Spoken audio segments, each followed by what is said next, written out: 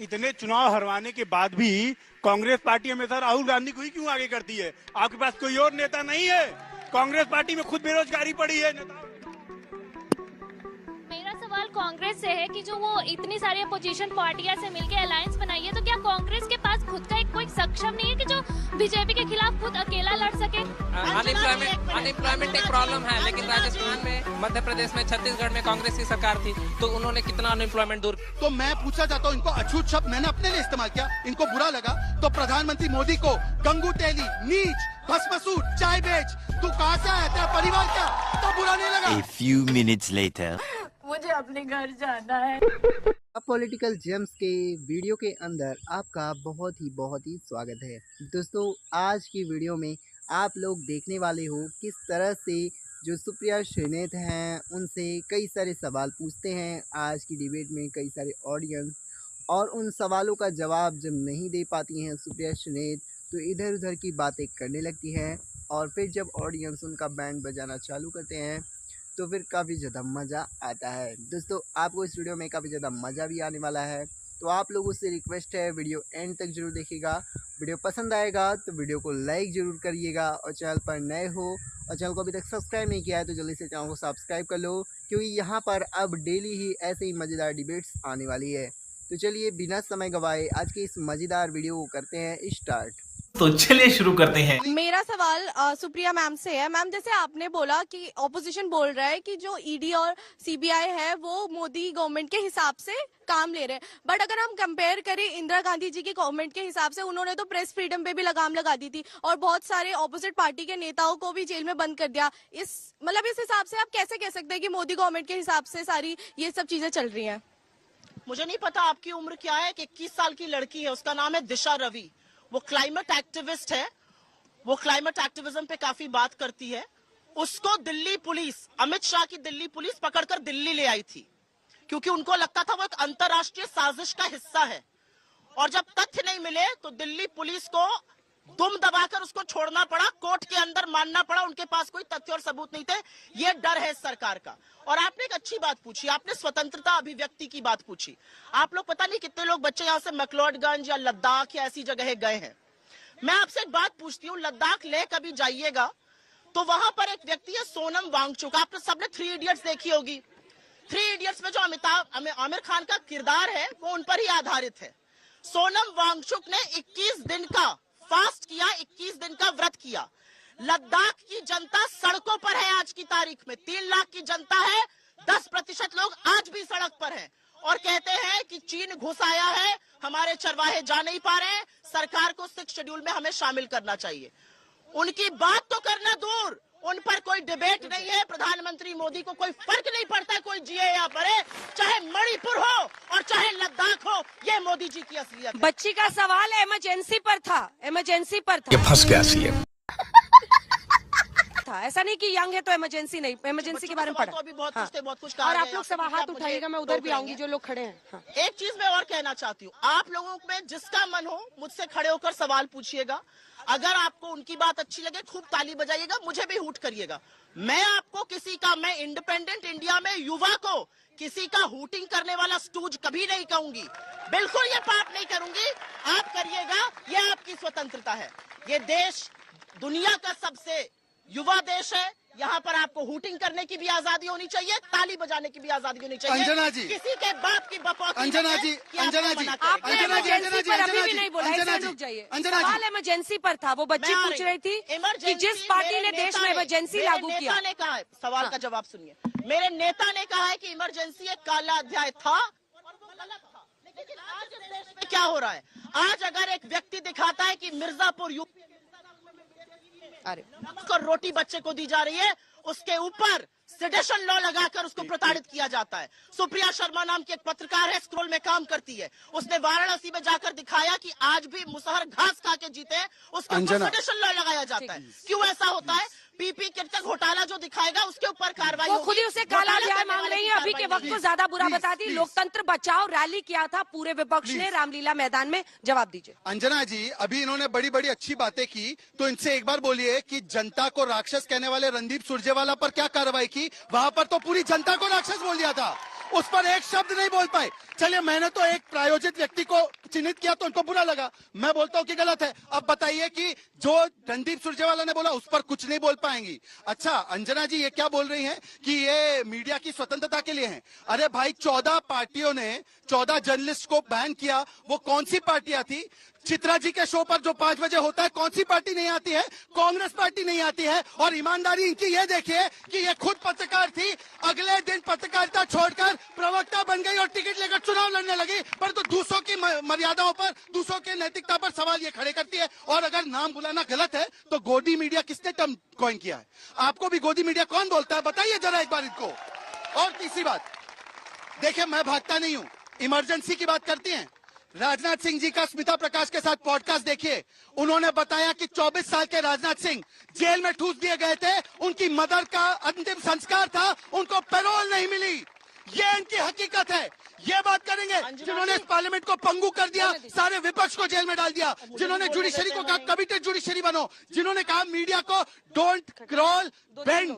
ये इस प्रकार के लोग जो है वो इमरजेंसी पे बोलते हैं। और एक आखिरी बात सर, हम सब जानते हैं कि 24 का इलेक्शन कौन जीतने वाला है, तो एक बार बोलिए। जानते हैं? हाँ, बोलिए। इससे ज्यादा वन साइडेड नहीं हो सकता। तो 24 to 29 मोदी जी की क्या पॉलिसीज होने चाहिए? आपका शुभ नाम? मनीष। ये प्रायोजित नहीं है। हाँ, नहीं, बाकी सारा क्राउड आपका प्रायोजित है यहाँ पर। प्रायोजित नहीं है ना शहजाद जी? तालियां बज रही थी मेरे पे, वो प्रायोजित थी। अरे वही पूछ रही हूँ, आराम कीजिए, आराम कीजिए। मैं आप ही की तरफ से बोल रही हूँ, रिलैक्स। ये प्रायोजित नहीं तो कोई ये और प्रायोजित नहीं है, क्योंकि आपके पक्ष में बोल रहे। अरे प्लीज सुप्रिया जी, प्लीज। तो ये आपके पक्ष में बोल रहा है तो ये प्रायोजित नहीं है। जिसने से प्लीज इनसे भी बोला करिए जितना मुझसे बोल रही है। वो प्रायोजित है, ये प्रायोजित नहीं है। अरे मैडम, क्या डबल स्टैंडर्ड है? मैडम क्या प्रॉब्लम है आपको? मैं कह रही हूँ, अब देखिए एंकर को फिर से गलियाना शुरू, बताइए। नहीं लग रहा, वो प्रायोजित लग रहा है। ये इनका चरित्र है। एंकरिंग कर रहा है। अब अंजना जी मैं आगे बढ़ जाऊँ। एंकरिंग कर रहा है, करने दीजिए। प्लीज एक सेकंड मैडम प्लीज पूछिए, आप लोगों के सवाल पूछिए। अंजना जी मैं जवाब तो नहीं, रुक जाइए। नहीं, 2-3 सवाल लूंगी। मैं सिर्फ ये कह रही थी कि ये उनके पक्ष में पूछ रहा है तो ये प्रायोजित नहीं मेरे जवाब देने के आपने बेवजह का हमला कर। अच्छा, मैम, अनएम्प्लॉयमेंट एक प्रॉब्लम है। चलिए, कांग्रेस की प्रवक्ता बोल रही अब देखिए, एक प्रॉब्लम है। दूर रही है। Mister Shahzad please. मतलब अनएम्प्लॉयमेंट एक प्रॉब्लम है, लेकिन कांग्रेस की सरकार राजस्थान में थी, मध्य प्रदेश थी। आराम से शहजाद जी, प्लीज। शहजाद जी, पसमानदा हूँ इसलिए क्या मुझसे ये बोला जाएगा? क्योंकि मैं पसमानदा मुसलमान हूँ मुझे अछूत बोला जाएगा क्या? ये बता दीजिए। शहजाद जी प्लीज। अंजना जी अनएम्प्लॉयमेंट एक प्रॉब्लम है, लेकिन राजस्थान में, मध्य प्रदेश में, छत्तीसगढ़ में कांग्रेस की सरकार थी, तो उन्होंने कितना अनएम्प्लॉयमेंट दूर किया? सबसे और किसके? आप पूछिए जल्दी आप लोगों के।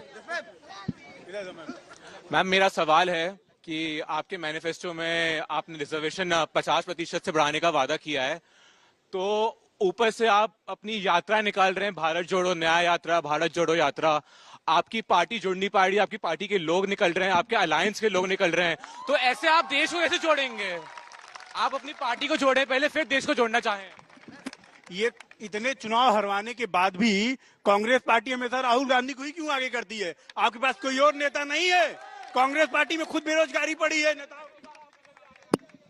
मेरा सवाल कांग्रेस से है कि जो वो इतनी सारी अपोजिशन पार्टियां से मिलकर अलायंस बनाई है, तो क्या कांग्रेस के पास खुद का कोई सक्षम नहीं है कि जो बीजेपी के खिलाफ खुद अकेला लड़ सके? क्या आप सक्षम नहीं? अब लगता है मुझे दोनों के जवाब लेते हैं। आपके साथ शुरुआत करते हैं सुप्रिया जी। 3-4 सवाल। एक अछूत शब्द का इन्होंने प्रयोग किया, मैं पहले उस पर आपत्ति जताती हूँ और आपको भी वो शब्द सेंसर करके माफी मंगवानी चाहिए।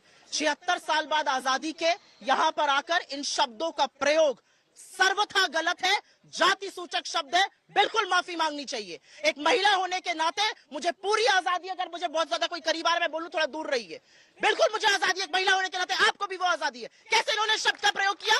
किस नाते इन्होंने शब्द का प्रयोग किया और क्यों नहीं उस पर ऑब्जेक्शन किया गया?